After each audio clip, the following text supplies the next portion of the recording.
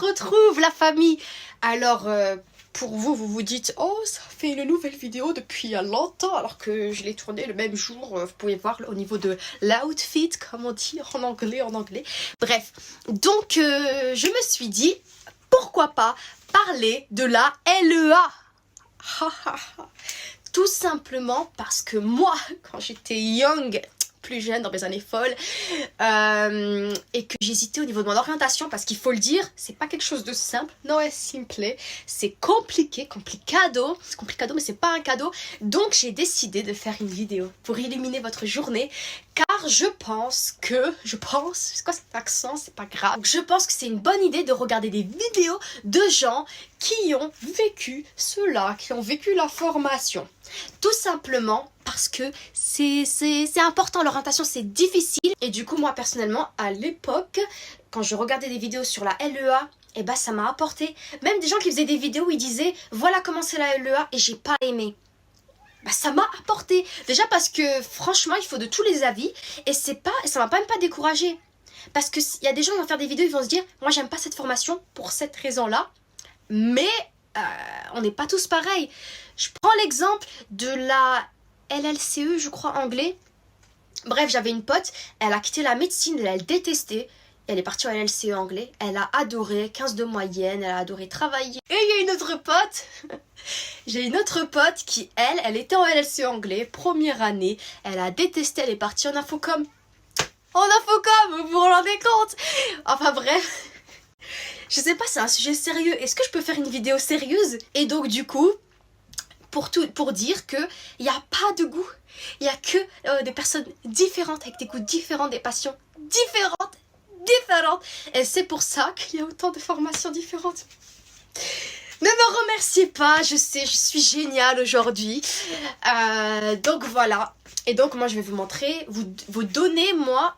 C'est français ce que je dis. Je vais vous donner ma propre vision de la réalité de LEA. Donc moi je suis arrivée et j'ai grave kiffé LEA. Et ouais, c'est pas pour vous rendre du rêve, hein. Vraiment, moi j'ai grave kiffé. Tout simplement parce que c'était mon élément. On rentre dans le vif du sujet quand même, parce que sinon là vous allez en avoir marre. C'était que l'entrée en matière. Et donc du coup, moi je vous le dis, LEA c'est pluridisciplinaire. Parce que maintenant là on rentre dans le vif du sujet. On parle, mais on parle vrai, on parle correcta. J'avais de l'anglais, j'avais de l'espagnol et j'avais de l'italiano.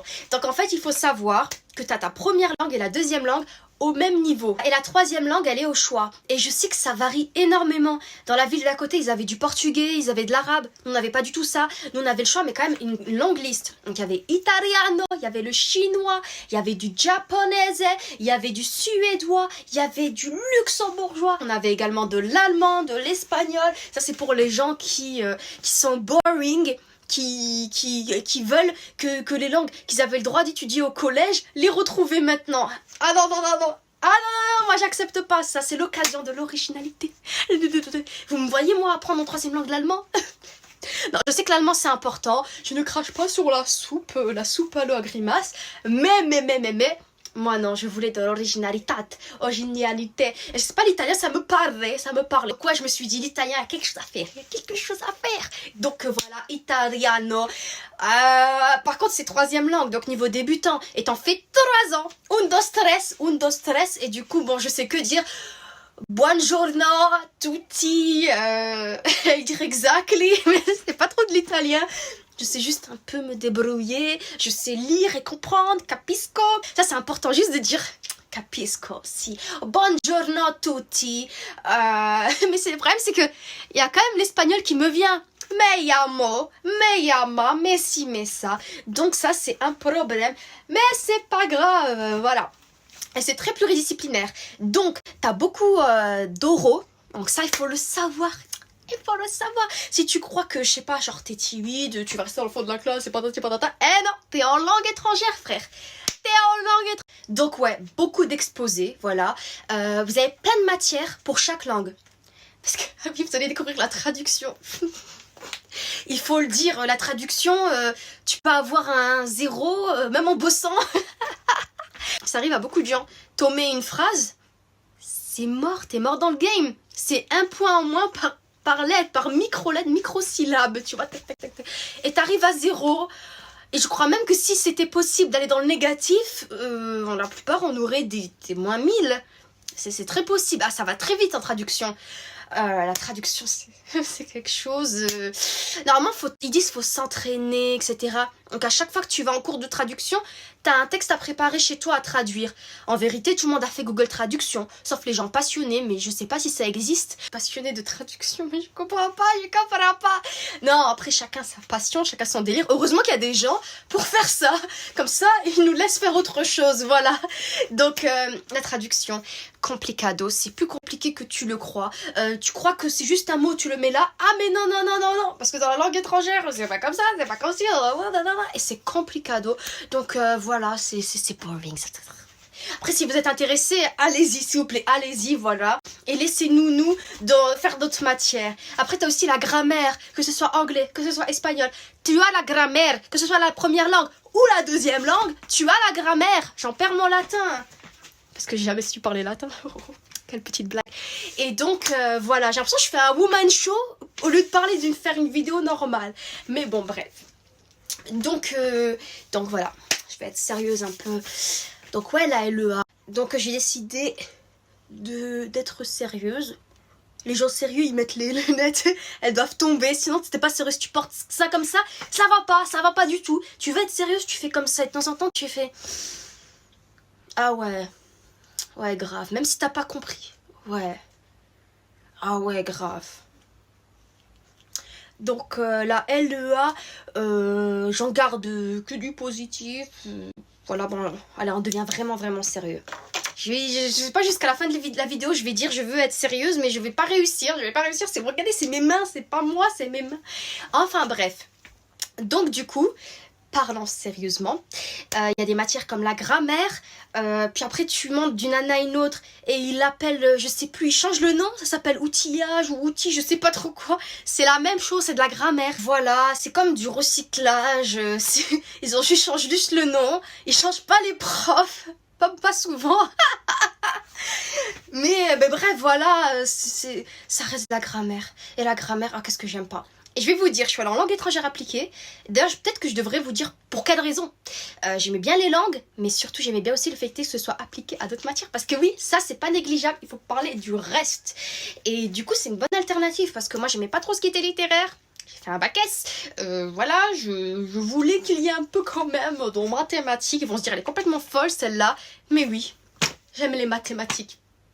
N'en parlez à personne s'il vous plaît, parce que je veux pas être la risée quand même, voilà, de YouTube. Et donc du coup voilà pour la LEA, je parle d'abord des langues, mais après je vais parler de appliquer à quoi, parce que on pense que l'étranger appliqué c'est genre, oh tu es appliqué dans les langues. Ah non, c'est pas ça, c'est pas tu es appliqué dans les langues, c'est un truc qui fait littéraire appliqué, you know what I mean. Non, c'est appliqué à d'autres matières. Et on va y venir parce que moi c'est grâce à ça que j'ai survécu à LEA. Est-ce que j'ai travaillé la grammaire? No way, c'est pas mon truc. Est-ce que j'ai travaillé la traduction? No way, c'est pas mon truc. Est-ce que je travaille les autres matières? No way, c'est pas mon truc. Non, si, j'ai bossé les autres matières, tout simplement parce que j'aimais bien. Vous allez me dire, elle est folle, cette fille, elle est complètement dingue. Il y avait de l'économie tout le temps, les 3 années. Il y avait de la gestion financière. La gestion, en fait, c'est un peu un micmac. Une fois, t'avais de la compta financière. Une fois, c'est de la gestion financière. Une fois, c'était mathématiques à ingénierie financière. Non, c'était pas ça. Non, c'était mathématiques financières. Et je dois l'avouer, c'était ma matière préférée. Non, je rigole. Ouais, c'était ma matière préférée. Les mathématiques financières, j'ai kiffé. En fait, je pense que vous l'aurez compris. Il y a 2 types de personnes, à peu près. Bon, il y a plusieurs types de personnes, mais bon. En gros, il y a des gens, ils aiment bien apprendre. Et ils se disent, c'est bon, j'apprends juste. Même si je passe beaucoup de temps, après, c'est bon, j'ai plus qu'à réécrire et c'est bon. Et ça leur plaît. Et moi, j'aime pas apprendre. J'aime pas apprendre du par cœur. Je préfère comprendre. Et le fait est de comprendre, bah, tu apprends. Et du coup, j'ai l'impression que c'est plus facile. Parce que t'as pas à avoir la corvée de passer du temps à apprendre. C'est pour ça que j'aime les mathématiques.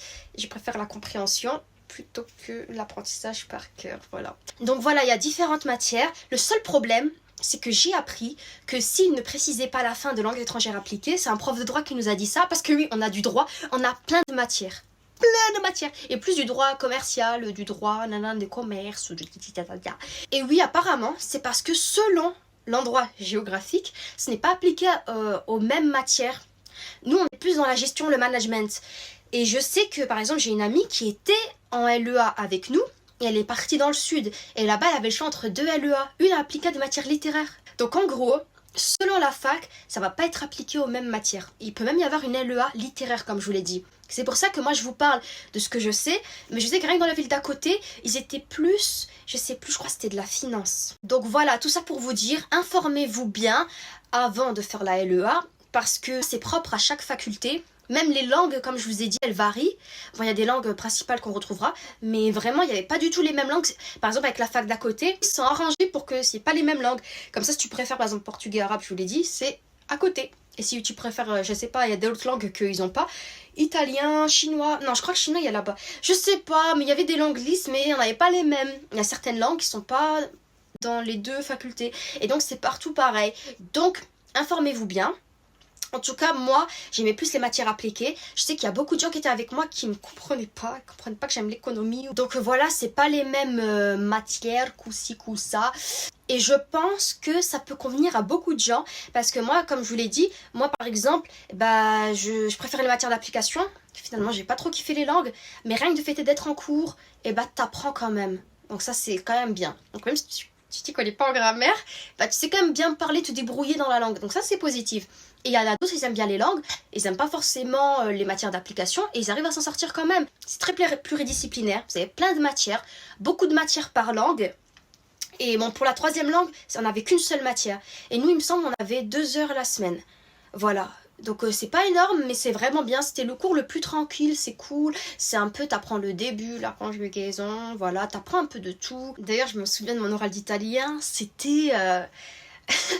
c'était du théâtre. Et genre, moi, je jouais l'enfant. Et genre, je dis à ma maman, genre, je crois que je la frappais. Je disais, maman, voglio il mio gioco, je veux mon jouet là. Et je pleurais. Enfin, bref, voilà. C'était n'importe quoi. En plus, je crois qu'on a eu une bonne note. Quoi qu'il en soit, c'est tout ce que j'ai retenu. Voglio il mio gioco. Enfin, bref. Forcément, il y a des matières que t'aimes plus, d'autres matières que t'aimes moins. Moi, je trouvais que le cours de droit était plutôt interessanti. Enfin, bref, voilà. Et donc, moi, je vous dis, informez-vous. L'orientation, c'est pas facile. Donc voilà, tu peux tester par exemple la LEA. Si ça te plaît pas, tu peux au moins voir, voilà, apprendre ce qui te plaît pas. J'ai oublié aussi de préciser, on a du marketing, mais je crois que c'est que en 3e année. Et on a un stage de fin d'année obligatoirement à l'étranger. Peut-être que ça varie de fac, mais je pense que la plupart pour les LEA, c'est comme ça, d'à peu près toutes les facultés. Stage de fin d'année à l'étranger, ça c'est très bien. Et vous le faites du coup dans le domaine que vous voulez. Traduction, marketing, finance, c'est assez ouvert. Et si vous avez d'autres questions, je pourrais peut-être faire une 2e vidéo sur le sujet avec des questions plus poussées, sur les interrogations que vous avez, pour bien s'orienter. Voilà, vous parlez à quelqu'un qui a vécu le truc, vous vous rendez compte la chance que vous avez. Donc voilà, informez-vous, etc. Et moi par exemple, d'avoir fait LEA, je regrette pas du tout. Genre, c'était la meilleure licence que je pouvais faire. Même si la moitié, tout ce qui était langue, bah, c'est pas que j'ai pas apprécié, mais voilà, j'avais pas trop envie de réviser de la grammaire, c'est pas mon délire. Donc moi j'aimais pas trop, mais ça m'a appris à voir ce que j'aimais, notamment le marketing et la finance. Et c'est surtout kiffé la finance. Marketing, c'est plus un mot que j'aimais bien depuis la L1. Et quand j'ai découvert en L3, bah ça va, c'était cool, les marques, nanana, les couleurs, voilà, nanana. Mais en vérité, j'ai fait un stage en marketing en fin d'année en Écosse. Je me suis rendu compte que j'aimais pas du tout le marketing et que je devais aller faire de la finance. Donc en master, je me suis plus spécialisée dans un domaine. Tu peux te spécialiser dans la traduction, dans ce que tu veux finalement. Et moi, je me suis spécialisée dans la finance. Je suis très contente d'avoir fait langue étrangère. Je sais qu'il y a des gens, ils veulent pas perdre de temps. Ils se disent, allez, je veux pas me réorienter, je veux trouver du premier coup. Mais moi, pour avoir été à la fac, je sais qu'il y avait des gens, mais de différents âges. C'était pas comme le lycée. Et des gens qui se sont réorientés. Des fois même, il y a des gens, ils avaient 25 ans, ils avaient déjà fait un premier parcours, ils décident de changer. D'ailleurs, j'ai même une amie, elle est venue 1 semaine en LEA, elle avait arrêté ses études de médecine pour venir. Finalement, elle est repartie parce qu'elle aimait pas, elle pensait pas qu'il y avait de l'économie, tout ça, les trucs qu'elle aimait pas. Mais voilà, on est tous différents, on n'a pas tous les mêmes goûts. Et voilà, à un moment, on n'a pas le choix de faire une orientation. Si vraiment vous êtes perdu mais que ça vous dit, faites-le. Et il n'y a pas d'échec, voilà, si vous aimez pas, il n'y a pas de souci à se réorienter. Je vous parle déjà de réorientation, vous n'êtes même pas encore arrivé. Mais voilà, c'est un message pour, on va dire en général. Donc voilà, les études, c'est pas facile, c'est un long fleuve, mais pas tranquille. Et donc voilà, moi je vous souhaite le meilleur, de trouver l'orientation qui vous convient. Peut-être que suite à cette vidéo, certains se diront, ah ouais, c'est pas pour moi, moi j'aime pas ça, moi j'aime pas ça. Et peut-être que d'autres ils vont se dire, ah ouais, c'est cool ça, ouais, merci pour ta vidéo, voilà, tu m'as trop aidé. Et voilà, aussi pensez que, voilà, peut-être il y a des gens depuis qu'ils sont tout petits, ils ont une passion. Ah, je vais être médecin, voilà, je vais être coiffeuse. Et peut-être il y en a, non. Et donc voilà, c'est pas facile. Et voilà, moi je vous souhaite de trouver votre orientation, parce que moi là j'ai trouvé, donc je suis contente. Et voilà, il y a toujours des interrogations. En plus, là, la période, elle est pas facile parce que je sais que dans les études, ce qui est cool, c'est de voir ses potes, de voir ses amis. Et là, du coup, vu la période, c'est pas trop évident. Et bon, bref, voilà. Restez soudés. Voilà, vous allez y arriver. La vie est belle, la vie est... Mais est-ce que vous remarquez qu'au début de la vidéo, j'étais grave énergétique et je me suis fatiguée moi-même. J'ai donné trop d'énergie. Du coup, la fin de la vidéo, elle est un peu... tranquille, voilà. Je commence à fatiguer. Et bref, voilà, restez happy, restez friendly, bref, voilà. Voilà, vous avez eu un aperçu de mon expérience professionnelle. Et donc, voilà, si vous avez des questions sur mon stage, sur... ah ouais, sur Erasmus. Bon là, du coup, vu la période, je sais pas, mais bon, on peut en parler de Erasmus, on peut parler de plein de choses. Donc voilà, si vous avez des questions, n'hésitez pas en comment. Donc voilà, bonne fin de vie. Mais comment ils font les youtubeurs pour finir une vidéo? Ciao, au revoir. Il faut que je trouve quelque chose. Ciao à tutti, au revoir, prenez soin de vous, bonne année, bonne santé. Je suis fatiguée, je sais pas comment finir cette vidéo. Au revoir la famille, au revoir les frérots, la vie est belle et voilà, n'oubliez pas de réviser pour vos partiels futurs, pour le baccalauréat, pour le bac Beethoven, bref voilà, salut à tout le monde.